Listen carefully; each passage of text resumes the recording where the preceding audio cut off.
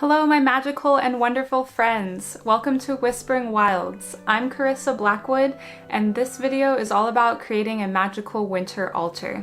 So I'm learning as I create this, and I've had a lot of fun doing a winter altar this year, and I'm making this video to show the process of blessing the altar, getting it clean and cleansing it, how to create different decorations for the altar. So this will be a how-to, like how to make different handmade items. And then also I will do a dedication of the altar to the spirit of winter.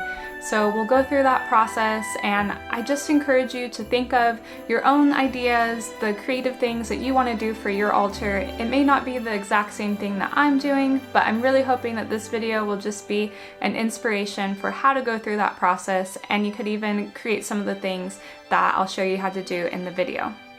All right. So if you have any questions, or you want to know a little bit more about something I'm making, or if you just want to share your comments, your ideas on how you do things, I would love to hear about them. Put it in the comments below. Share your inspiration with others and with myself, and I can always create a future video if you want to know a little bit more about something. So as always, if you like the video and the channel, please like it and subscribe and share it with anyone else that you think would also like it too. Alright, thank you so much, and we're going to get started. The altar is a sacred space in the home for healing and love. It is a place to honor deities and spirits, to practice witchcraft and mindfulness. During the winter, when it's cold and rainy and gloomy outside, our hearts can become heavy. Winter is a special time for your altar to be a warm light in the dark. Creating a winter altar will help your inner light shine bright through troubling times. So to start the process of cleansing your altar and blessing it, just go to your altar and take a moment to honor the way that it is now. So accepting the messiness of it and taking a moment to reflect on all the work that you've done at your altar so far. So a lot of the times we think of winter as a time to reflect and be silent. So this is your time to say, I have done a lot of work at this altar, I have done amazing things, and there are amazing things to come. So cleansing your altar isn't about removing anything bad from the altar, it's just about allowing yourself to accept what has been and then moving forward with your magic and your work in a way that's going to align with the season of winter. So as you're doing this, now is a great time to think of how is your altar going to benefit from this change that you're doing, from bringing in the spirit of winter, those warm and cozy feelings that we need during this cold time, different foliage and plant spirits that represent winter. So how are those things going to affect your altar, and what kind of energy is going to come out of it? So as you're cleaning, just keep those things in mind and the meaning of what you're doing. So make it personal and make it something that is going to just fuel your spirit and be able to give you the inspiration that you need for the magic that you want to create.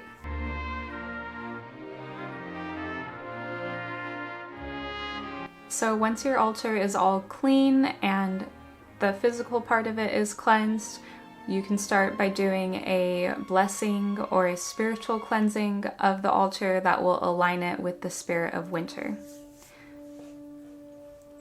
It can sound something like this. Dear spirit of winter, your gentle, cleansing force graces me each day. Blessed is the moon who watches over me at night, and that blesses this altar in the dark.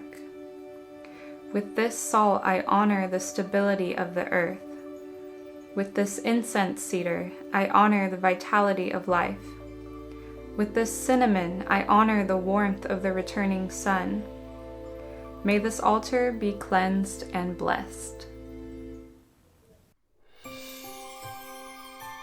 Now that you've blessed your altar, it is time to get your decorations together and start putting them back on your altar. So you can put your favorite things and the things that you want to keep on there for winter back on the altar, and then start making your new decorations. And it's okay that you might not have all of this stuff ready today or even tomorrow. Winter is going to be here for a couple months, so you can keep your energy and spirit alive by creating new decorations throughout the winter season, adding them to your altar. And also it's good to incorporate old decorations that you have or things that you use for Yule to put that energy on the altar as well. So the first thing that we're going to talk about creating is an arrangement of plants and herbs. This one is pretty dried out, and I'm thinking about grinding up parts of it to turn into incense so I can use that in the future. Let's go ahead and make a fresh one. On the left, I have rosemary, which can be used for increasing concentration. Then I have incense cedar, which can increase your spiritual connection. I have this mystery plant that I just really like the energy, it's really fun, and I like the colors. And then I have bay laurel, which can be used to increase manifestation. So as always, herbs have multiple different properties, so I just wanted to give you some ideas of what you might want to use them for. Just arrange them in a way that looks good to you, putting the smaller ones on top so you can see them, and then tie them with some ribbon, string, or wire that you have available. While you're doing this, just have fun using your magic and honoring the medicine that is in these plants and those different healing properties that they have. You can sing to them, call them by name, and just think about the warmth and the energy that they will bring to you while they're on your altar.